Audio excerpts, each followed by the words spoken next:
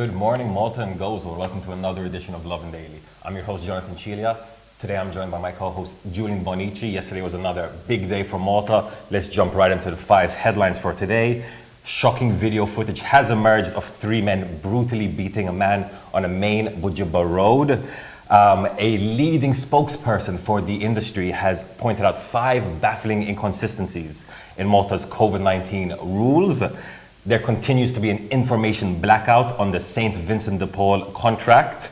After Christian ERIKSEN'S shocking incident on a football pitch last week, a Maltese woman has recounted how CPR saved her husband's life.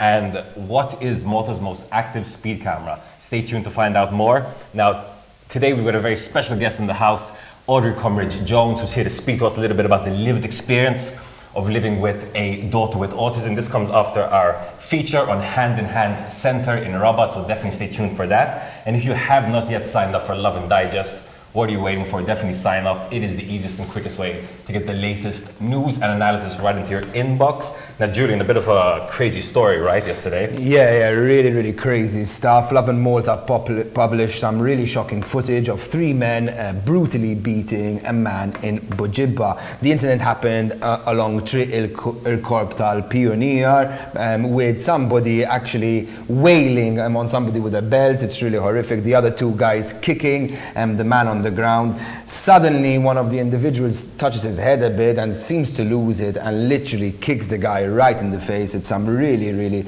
shocking stuff to see on video, right, happening right in broad daylight, right, not even late at night in the quiet, when nobody's looking around. We spoke to police about it. They said the incident happened at 3:30 p.m. yesterday. However, quite worryingly, the victim, actually wanted nothing to do with police at all. He refused to identify the assailants. He refused medical assistance as well, and no cooperation with the police, leaving investigations sort of running cold, even though investigations are ongoing. Personally, I can't really understand how he doesn't want medical assistance. I saw the video, it's really shocking.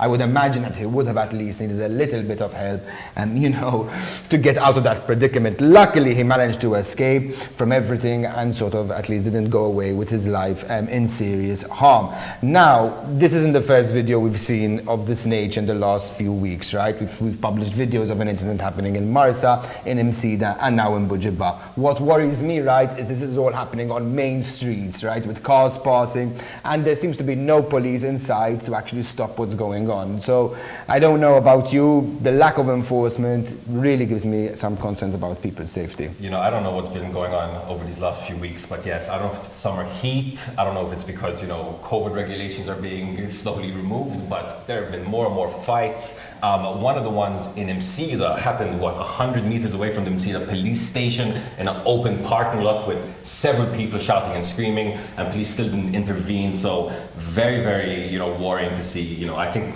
police need to be a little bit more proactive to stop these fights before someone becomes seriously injured. But one question that is raised is, if a victim refuses to cooperate with the police, do the police stop investigating? What happens next? There's video footage of this beating, a gang beating, if you will. Just because the victim wants to not cooperate, does that mean police stop it there? Very interesting to wonder about that. Moving on to the next story, a bit of an analysis from a very prominent person in the industry. The Chamber of SME CEO, Abigail Mamo, has kind of reacted to the government's COVID-19 rules from last week. Obviously, they had put out a bit of a roadmap out for industries such as the entertainment industry, but the feedback wasn't so positive. And now she's kind of broken down what she saw as some of the worst points from the proposals. I thought she made some very fair points. She pointed out that seated weddings have been allowed since 1st June, but events have all been postponed till 1st July. And even when they do reopen, you need a vaccine certificate to enter them. Private tourism vessels have been operating at 50% capacity, even though they're open air. Meanwhile, public buses are operating at full capacity and they're closed. Not only that, restaurants can have 6 people at the table without a mask on, whereas Lidos can only have 2 deck chairs at a time, and they have to be at a distance of 2 meters. So, what's good for the goose may not be good for the gander here. She's, ended by saying, listen, the situation is very frustrating for many businesses, many within the industry, and if you keep ignoring them, it might lead to a street protest. Yeah, no, and I can understand how people are getting frustrated, right? Especially when, as we saw here in a different Lovin Malta report, you're seeing the opposition leader, ministers, and MEPs sort of enjoying, feasts where, COVID-19 regulations are breaking. And, I can also understand how people are getting frustrated, right? Particularly when you see particularly arbitrary measures being dished out, and there are people across the island who, remember, haven't been out of work for a month, but they've been out of work for close to a year, right?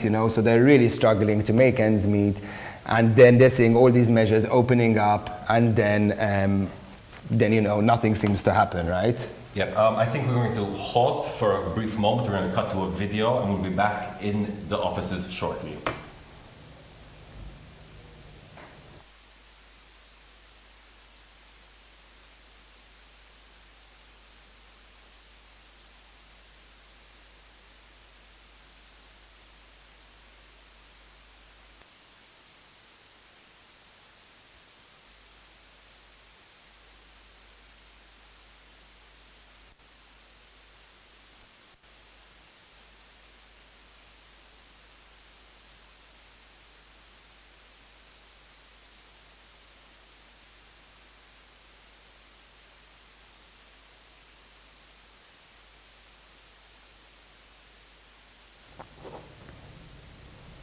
Hi, so we're back and we're on to our third story. It's all about an information blackout happening in the illegal St. Vincent de Paul deal, with the government refusing to publish the contract, who the consultants were on the valuation committee, and even a list of taxpayer contracts ditched out to DB Group and James Caterers. Those are the two companies behind the consortium of the St. Vincent de Paul deal. Remember, the same deal where they got a 274 million direct order, so that's without any tendering process or anything. A really, really dodgy deal that really the government has been completely silent on, right? We've been trying to see if they're going to take action. It's sort of been swept under the rug. Nobody really wants to do anything. So Lovin Malta said, let's send some freedom of information requests out there to get to the bottom of this deal.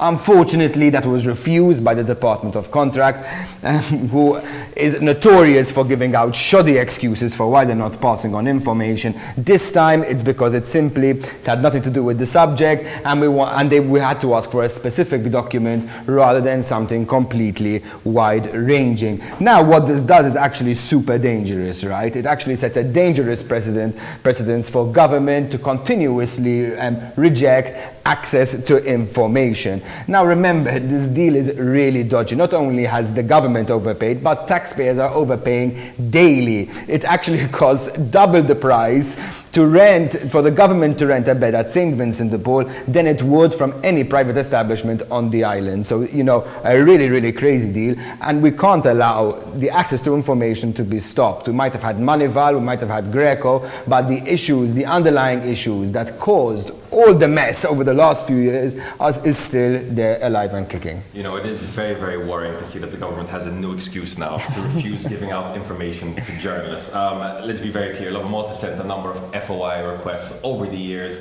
They've been refused over a number of reasons.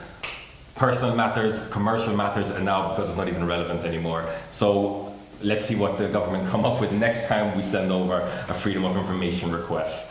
Moving on to the next story, a bit of a story that I think people really need to pay attention to. Obviously, last week, many people, football fans as well as other fans around the world, were shocked when the captain of the Danish football team collapsed on live television, Christian Eriksen. Fortunately, he survived, even though it was a cardiac issue. But following that, a lot of people have been talking about CPR and the importance of CPR. And one Maltese woman, Nicola Vassallo, has now opened up about how CPR has saved her husband's life. The story was shared by the Malta Resuscitation Council, and it's really interesting. This 40-year-old husband, his name is Stefan, in September 2022, he collapsed and started having a heart attack. He was not near a hospital, he wasn't surrounded by paramedics. It was all on his wife, Nicola, to save his life. She called up emergency services and they said, listen, you need to perform CPR right now until we arrive. which she did. When paramedics arrived, they asked, who's the one that performed CPR here? When she said it was her, they fist bumped her. So clearly, you know, she did a good job, and even told her, you probably saved your husband's life. You know, I know CPR, I think it's something that people need to know. It's a skill that you don't know when you're going to need it, but when you need it, you could literally save a life here. Yeah, and take it as someone who has actually no idea about first aid and whatever, right? But after seeing what happened and everything, I think it's actually a really important message out there for everyone to actually, you know, get a little bit well versed. And it's actually really not that hard. It's a short time course. And who knows, one day you might save a life. There are about 18 million people a year who suffer from cardiac arrest. So, you know, it's like it could be a family member, it could be a friend, it could be a stranger on the street, you know, but it's actually really important for all of us to have at least this skill set, you know, in our back pocket, just in case we need it. On to our last story, something I think a lot of people have always wanted to know, which speed cameras in Malta you should avoid. So thankfully, the National Statistics Office yesterday released figures letting us know which are the most active speed cameras on the island. For those of you who don't know, the one that catches the most people is Tri Inutar Zarp in Attad. That's the one right by the Central Link project. I know it well. Once I actually got a ticket going past it one way, and on my way back got a ticket the other way. So 2 for the price of 1, really. It's actually really funny. I was actually in the comments on the article itself, and loads of people were complaining about it. They were saying, like, you know, it's 50 kilometers per hour, and it's really hidden behind a tree, almost hinting, you know, that the authorities were really looking to catch people overspeeding along that road. Another popular spot for overspeeding is the St. Julian's Tunnels, which caught around 7,500 people as well overspeeding over 2020. Some other really interesting figures across the island. So if you don't want to get a ticket, avoid St. Paul's Bay. There were about 15,000 contraventions issued in that locality alone last year. And if you really love your car and don't want to get any sort of knocks, try avoid brick your car as much as possible. It's the most dangerous according to statistics, with over 1,000 accidents happening last year. Just to put things into perspective, the closest one is Ormy, and that's about halfway down with about 600 accidents. So, you know, I learned a lot about driving and where to drive and where to avoid. I don't know about you, John. There was a bit of a silver lining, I thought, to this whole COVID situation when, if you actually look at the numbers, traffic accidents actually decreased by a quarter in 2020 compared to 2019. That's a whole 24.5% down. So, you know, obviously people were going out less because of COVID, so less accidents, but still it's good to see it in numbers. But if you needed any more proof that Malta really did love its cars, I think one number definitely jumped out. The amount of licensed vehicles on the island. There's over 400,000 licensed vehicles on the island, which means that each license holder owns 1.5 cars in malls, so there you go. I think that brings us to the end of the first part of today's episode. We're going to cut to a quick clip right now, and when we're back, we're going to have special guest, Audrey Komrij Jones.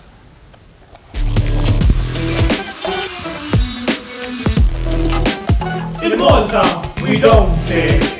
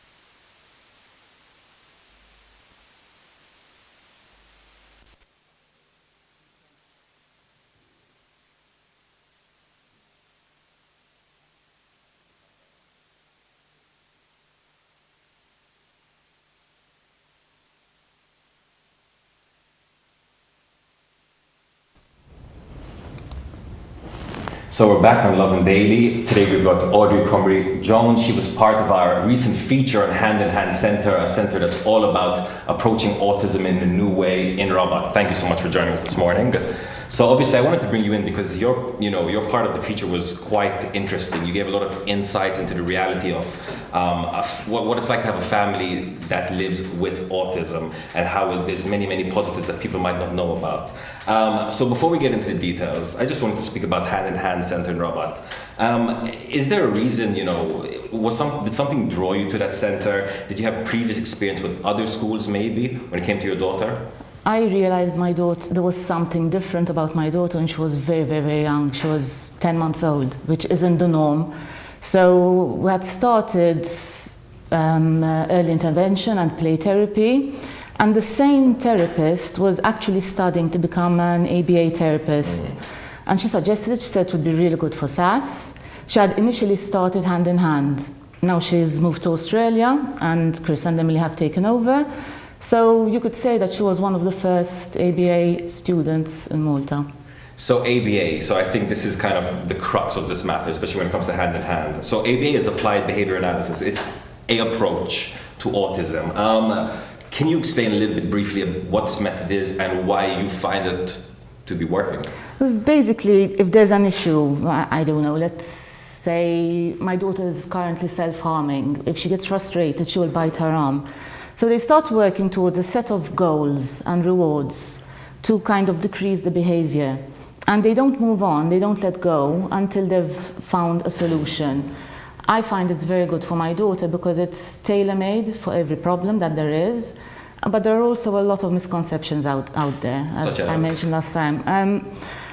The problem is, you go online, you're going to find news about Elvis being alive, about, I don't know, drinking water is bad for you and all that. So there is a group of people who is completely against ABA, but these tend to be individuals on the spectrum who have problems that are entirely different to my daughter's. For example, the communication is fine, but they lack social skills.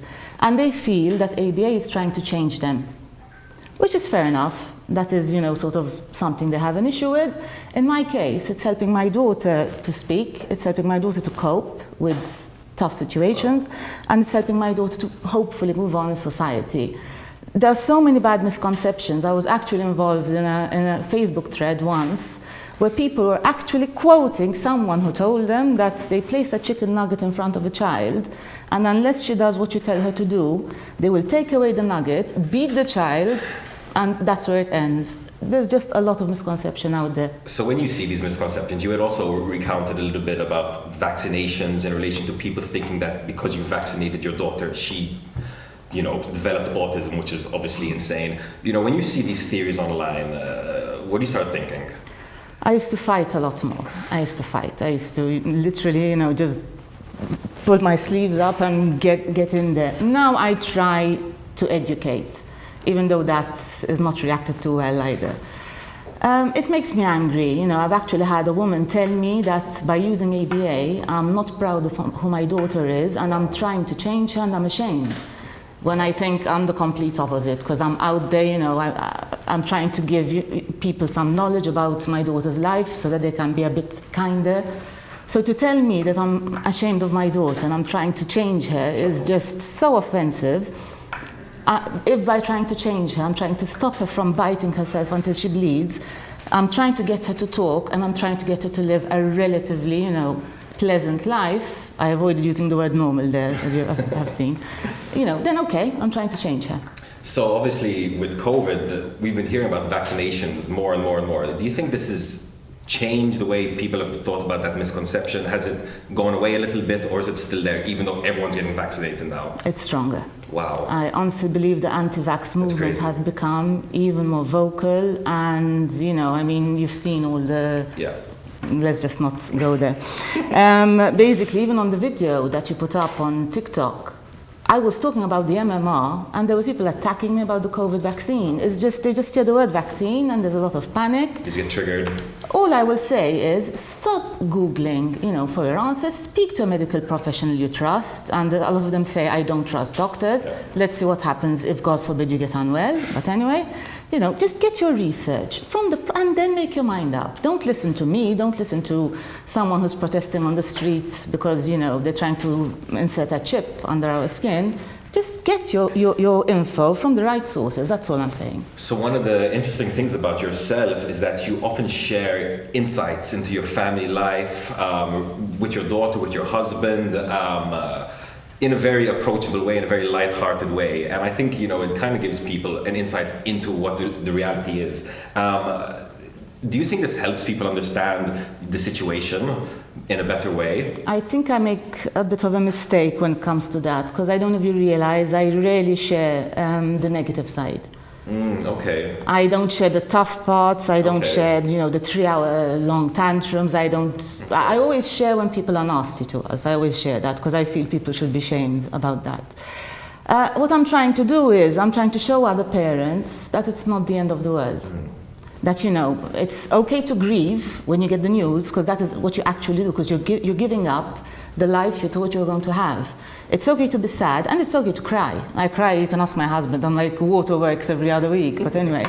But you also have to find joy in these situations, and that is why I try to make people laugh. I try to make them understand what we go through my silly Facebook posts, really. They make a difference.